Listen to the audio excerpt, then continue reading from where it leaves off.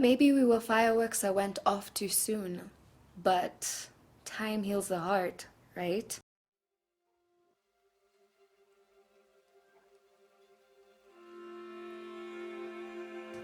For the longest time, I continuously asked myself, why, when, and how? I talked to people about it, and they all seemed to give the same old answer: time heals the heart. Unfortunately, it felt like time passed me by and moved on without me. I relentlessly stood in an empty space of confusion and loneliness as the world went on without me. It felt like I was utterly left behind, and thus I was completely left behind. I wondered what I was to do with my days without this individual in my life. I remember my sister saying the best way to kill a habit is to start a new one, and so I used this concept to soften the situation.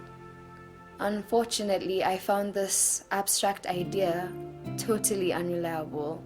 This was the same way one is quick to find a new toy when the old one breaks. One day, as I was scrolling through social media, someone said, sometimes getting a new toy isn't always the best solution. In fact, we tend to make the biggest mistakes when doing so. I realized I spent so much of my time trying to replace and relive. When you can't have that one person that makes life a little more interesting anymore, replacing shouldn't be the first option. Sometimes it's best to remain alone, to have that moment of solitude where you can sit and reflect upon yourself, to learn to be strong and independent on your own. I slowly came to find out that the most special and unique people are not found but earned as a gift. The best friendships have a magical way of forming unexpectedly. It's the perfect butterfly effect, I guess. These relationships create the most beautiful transformations. My father told me while I was wallowing in self-pity and blame that things happen for a reason, and sometimes it's not our prerogative to find those reasons.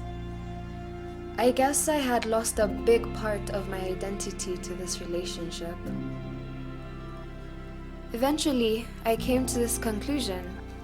Two individuals will one day become the best of friends, maybe temporarily, maybe at the wrong time, maybe too late, or even forever. You must learn to understand that when it's all over, the other person is a chapter in your life you can only go back to and read. A chapter you can engage in, but never relive. So at the end of the day, I have understood everything, and I have stopped trying to figure out everything. At this point in my life, I'm learning peace, and it's time to move on my own.